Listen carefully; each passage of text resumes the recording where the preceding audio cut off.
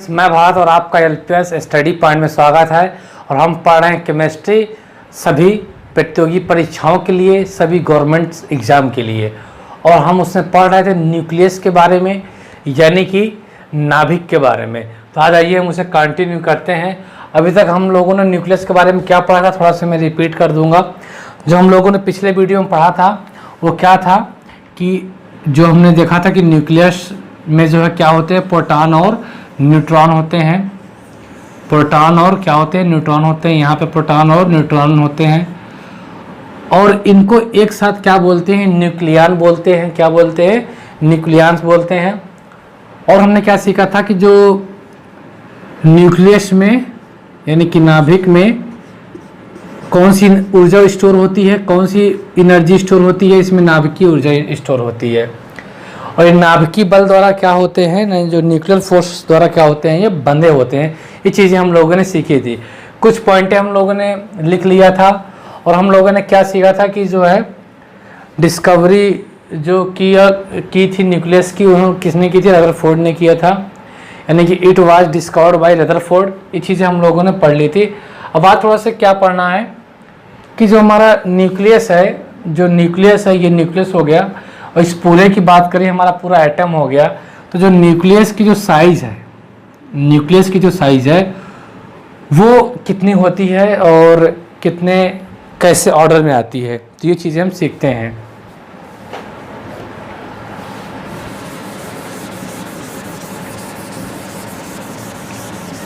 तो न्यूक्लियस के ऑर्डर की बात, साइज की बात करते हैं। न्यूक्लियस की साइज की बात है, साइज ऑफ न्यूक्लियस।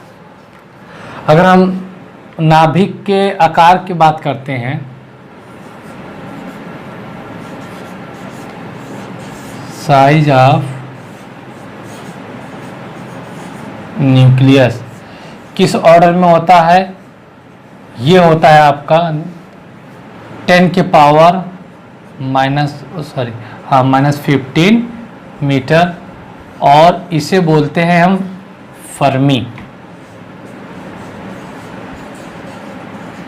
क्या बोलते हैं, फर्मी। क्लियर आ रहा है, देखो इसे बोलते हैं हम लोग फर्मी। ये होता है ऑर्डर, किस ऑर्डर में होता है आपका जो है टेबोमीटर। और 1 फर्मी बोलते हैं, क्या बोलते हैं इसे, 1 Fermi.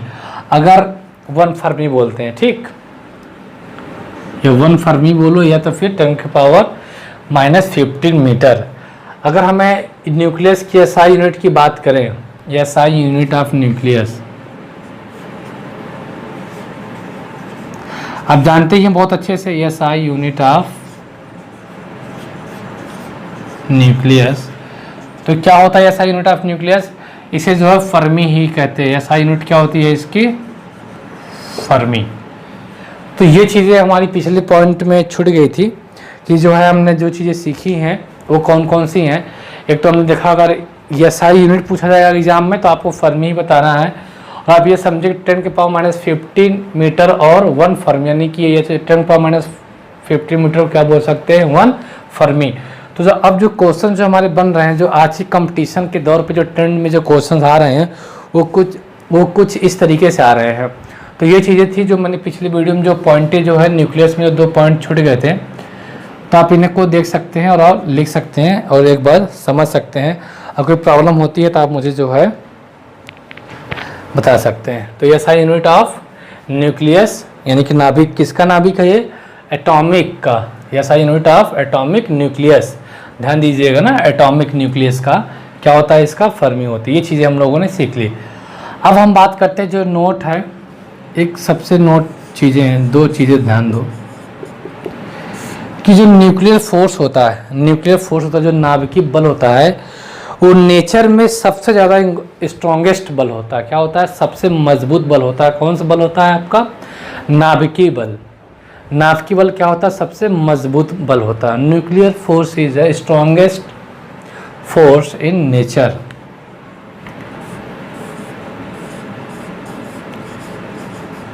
Nuclear force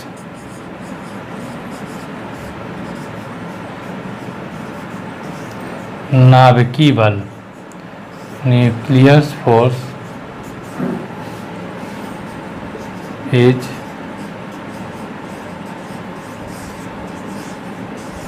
is strongest forces in nature. जो हमारा नाभिकीय बल होता है, अब आप न्यूक्लियर फोर्स क्या आप जानते ही हैं, जो न्यूक्लियस में किसी एटम के न्यूक्लियस में जो लगता है, तो वो बल क्या है हमारा जो है नेचर में बात किया जाए तो वो बल जो है ज़्यादा स्ट्रॉन्गेस्ट होता है। ठीक, इन नेचर में क्या होता है, वो बल ज़्यादा स्ट्रांग होता है और ये मजबूत होता है। लेकिन एक होता है ग्रेविटेशनल फोर्स यानी कि गुरुत्वाकर्षण बल, एक होता है, ये पहला हो गया, बहुत इंपॉर्टेंट पॉइंट है, ग्रेविटेशनल फोर्स। ग्रेविटेशनल फोर्स मतलब गुरुत्वाकर्षण बल, मैं लिख दे रहा हूं।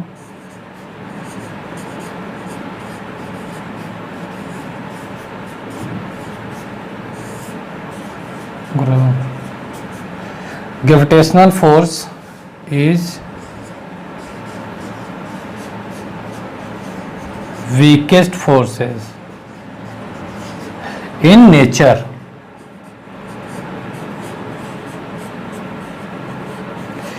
ब्रह्मांड में बात पता किया जाए जो सबसे कमजोर बल है वो कौन सा है, हमारा कमजोर बल कौन सा है, वो सबसे कमजोर बल है हमारा गुरुत्वाकर्षण बल, और जो सबसे स्ट्रॉन्ग बल है, जो सबसे मजबूत बल है, वो हमारा क्या है, न्यूक्लियर बल, न्यूक्लियर फोर्स है। ठीक, तो ये चीज़ों को आपको ध्यान देना है और ये चीज़ें आपको शायद बहुत अच्छे से समझ में आ गई होंगी। ये पॉइंट वाइज है, इसे जो है आप लोग जो है याद करते जाइएगा, एक बार दो बार वीडियो को आप लोग देखेंगे तो आपको जो समझ में आएगा, ध्यान से देख लीजिए, इससे जो आप नोट्स बना सकते हैं। अब बात करते हैं हम इसके आगे, जो ऑर्बिट होते हैं वो क्या होते हैं। ऑर्बिट होते हैं जो होते हैं हमारे कक्ष, या और आप इन्हें सेल भी कह सकते हैं।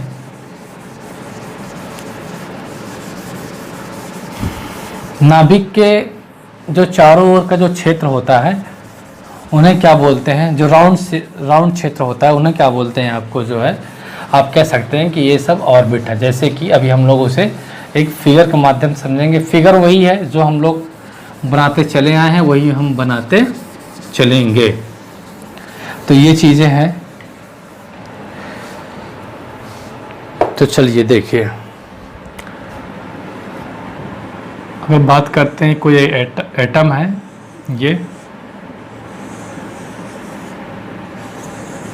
ये चीज़ है ना, ये है आपका न्यूक्लियस यानी कि परमाणु। यहाँ होते हैं प्रोटॉन और न्यूट्रॉन। आउटर सेल में, आउटर कक्ष में क्या होते हैं आपके जो इलेक्ट्रॉन होते हैं। ठीक, ये चीज़ें, ये हो गए आपके इलेक्ट्रॉन, ये प्रोटॉन न्यूट्रॉन हो गए, ये हो गया आपका न्यूक्लियस यानी कि नाभिक। स्पेलिंग में मत जाइएगा। अच्छा, ये हो गया आपका न्यूक्लियस। तो अब देखिए जो हमारा ऑर्बिट है, ऑर्बिट क्या होता है, वो कौन सा क्षेत्र होता है। ऑर्बिट मतलब कक्ष,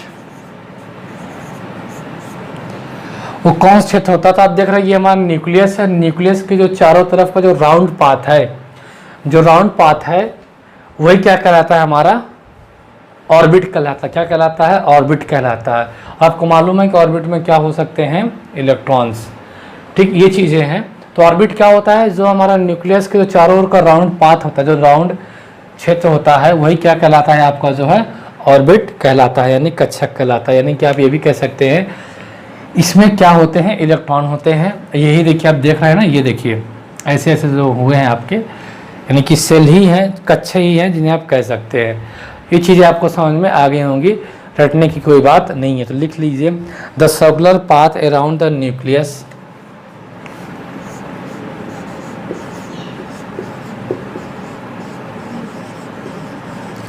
the circular path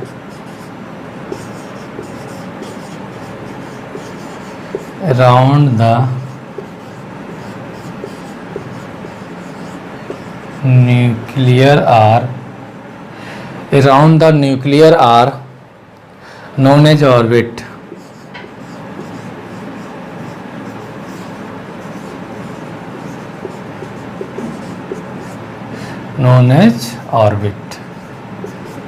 यानी कि नाभि के चारों ओर का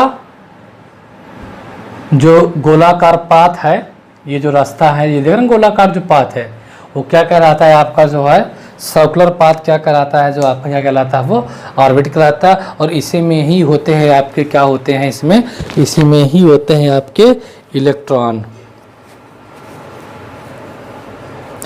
इसमें होते हैं आपके इलेक्ट्रॉन। चलिए अब इनको नाम क्या दे दिया जाता है, ये जो आपने पढ़ा है कक्षाओं में KLMN, एक और बना लीजिए, मान लीजिए जैसे बन गया, तो उसे क्या दे दिए नाम। तो इन्हीं को जो है क्या दे दिया जाता है नाम, यही होते हैं आपके ऑर्बिट, या समझिए यही होते हैं आपके सेल। तो इन्हें KLMN नाम से जाना जाता है। किस नाम जाना जाता है, विच आर नेम्ड एज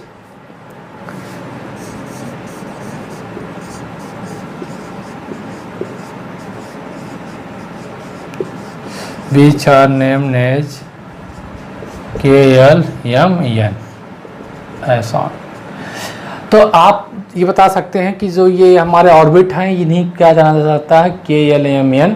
तो ये चीज़ें हैं, छोटी छोटी चीज़ें हैं जो कि एग्जाम्स में अक्सर पूछे जाते हैं। अगर आपने कंसेप्ट से पूरी पढ़ाई कर रखी है तो आप क्वेश्चंस को सॉल्व कर पा रहे होंगे, क्योंकि सिलेबस वही होता है, बस पूछने का तरीका बदल जाता है और आपको क्वेश्चन जो समझ में आने चाहिए। तो आपको ये पता चलना चाहिए कि मैक्सिमम इलेक्ट्रॉन जो है ऑर्बिट में कितने होते हैं। अच्छा, कक्षकों में जो कक्ष में जो है मैक्सिमम इलेक्ट्रॉन कितने हो सकते हैं, तो maximum electron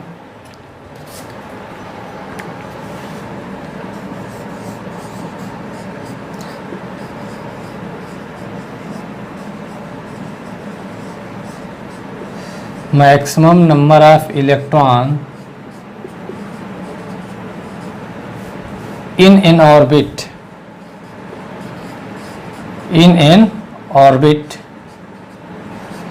is equal to 2 के पावर n स्क्वायर। ध्यान दीजिए कि किसी भी कक्षा में, किसी भी कोर्स में अधिकतम इलेक्ट्रॉन कितने रह सकते हैं, अधिकतम इलेक्ट्रॉन रह सकते हैं 2 इंटू एन के स्क्वायर, 2 इंटू एन स्क्वायर। ये जो हमारे कक्षा होते हैं, जो नाभिक है, नाभिक के चारों ओर का क्षेत्र है, ये हमारे कक्षक या ऑर्बिट कहलाते हैं। यहाँ पे होते हैं इलेक्ट्रॉन। तो मैक्सिमम इलेक्ट्रॉन किस ऑर्बिट में कितना रह सकता है, वो हो सकते हैं 2n के स्क्वायर, 2 इंटू एन स्क्वायर, जहाँ पे n क्या है, number of orbit, number of orbit number, sorry n क्या है, ये यहाँ पे दोस्तों थोड़ा कन्फ्यूजन होता है। अच्छा, मैं ऊपर लिखना चाहूँगा, इसको रफ कर देता हूँ, इसके बाद आप ऊपर लिखिएगा। n क्या है, ऑर्बिट नंबर, और इसे भी बोलते हैं 2D, और एक नाम इसका ये है आपका प्रिंसिपल क्वांटम नंबर।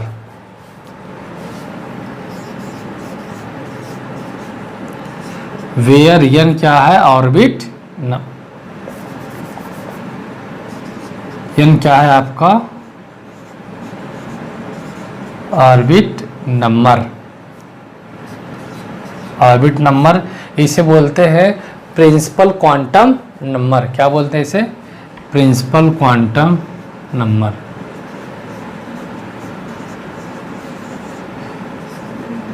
प्रिंसिपल